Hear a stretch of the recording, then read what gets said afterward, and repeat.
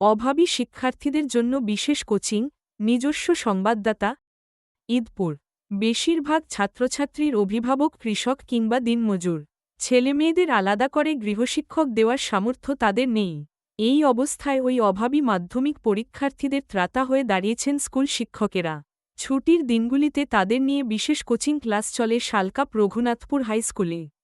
মূল উদ্যোক্তা ওই স্কুলের ভারপ্রাপ্ত শিক্ষক জগদীশ পাইন। সাহায্যের হাত বাড়িয়ে দিয়েছেন স্কুলসহ এলাকার অন্য শিক্ষকেরাও। জগদীশ জানান, পড়ুয়াদের ভালো ফলের লক্ষ্যেই উদ্যোগী হন তারা। রবিবার ও ছুটির দিনগুলিতে এলাকার বিভিন্ন স্কুলের শিক্ষক ওই কোচিংয়ে বিনা পারিশ্রমিক পড়ান। ৩ বছর ধরে এই বিশেষ কোচিং চলছে। জগদীশ বলেন, ২০২৬ সালের ৬০ জন মাধ্যমিক পরীক্ষার্থী কোচিংয়ে যোগ দিয়েছে।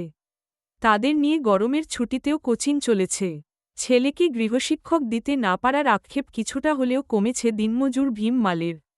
তার কথায়, স্কুলের কোচিংই আমাদের ভরসা। প্রধান শিক্ষকের এই উদ্যোগ প্রশংসনীয়। ছেলেমেয়েরা এবার ভালো ফল করতে পারবে হয়তো।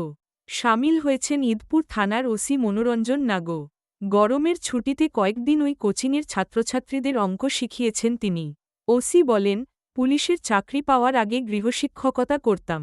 পড়ানোর অভ্যাস দীর্ঘদিনের, তাই সুযোগ পেলে এলাকার বিভিন্ন স্কুলে যাই। ছাত্রছাত্রীদের সঙ্গে পড়াশোনা নিয়ে আলোচনা করতে ভালো লাগে। ওসির পদক্ষেপ পড়ুয়াদের আরও উৎসাহ জুগিয়েছে।